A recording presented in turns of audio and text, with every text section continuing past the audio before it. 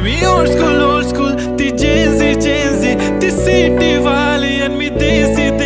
तरी इगो तिला जरा भी नाही मनामध्ये खराबी नाही पॅपराझी तिच्या मागे डेली क्रेझी तरी why so shy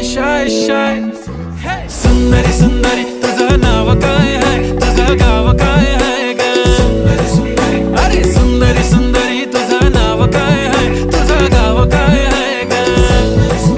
अरे सुंदरी तुझं नाव काय आहे तुझं गाव काय आहे ग